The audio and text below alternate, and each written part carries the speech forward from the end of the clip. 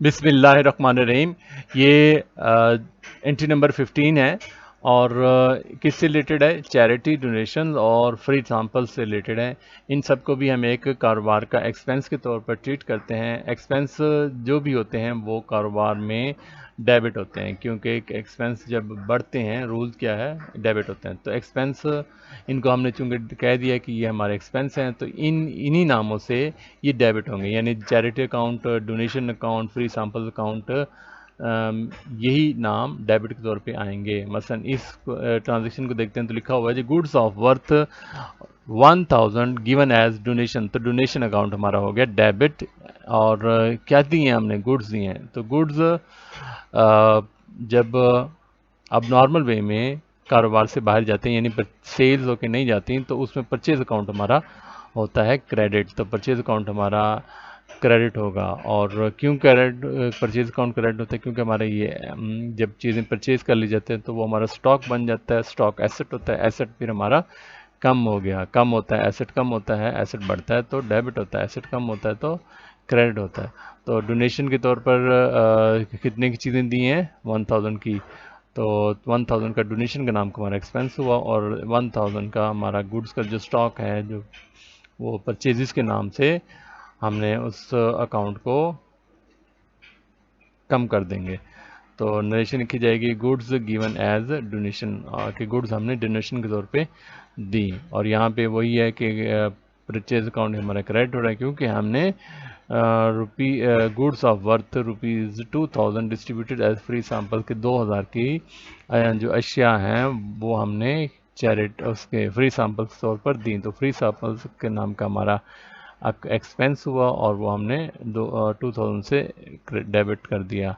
और चूंकि गुड्स दी गई हैं तो गुड्स अब नॉर्मल वे में जा रही हैं और एसेट कम हो रहा है।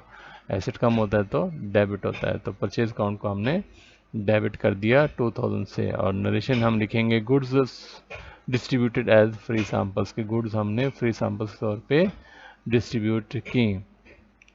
जी नेक्स्ट है चेक ऑफ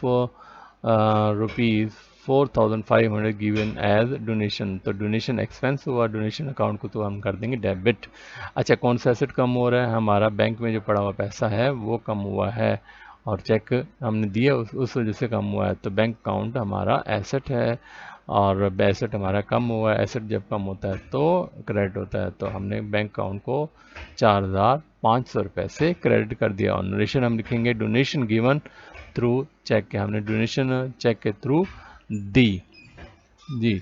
और यहाँ पे ये कंपाउंड एक ट्रांजैक्शन है कि हमने चैरिटी के तौर पे दोनों चीज़ें दी हैं, गुड्स भी दिए हैं और कैश भी है।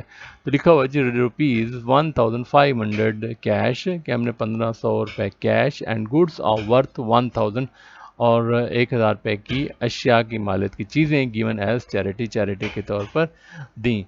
तो गोया कि चैरिटी हमने टोटल कितने की? 1500 के कैश और 1000 की ये, तो 2500 की, 2500 की हमने टोटल चैरिटी की। तो चैरिटी हमने यहाँ पे लिख दी कि 2500 की चैरिटी की।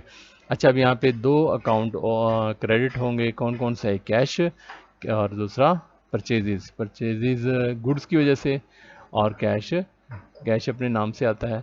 तो कैश हमारा कितना कम हुआ जी? यहाँ पे नज़र आ रहा है 1500 रुपये। तो 1500 रुपये से कैश एसेट हमारा कम हुआ, तो 1500 को हमने कैश अकाउंट को क्रेडिट कर दिया।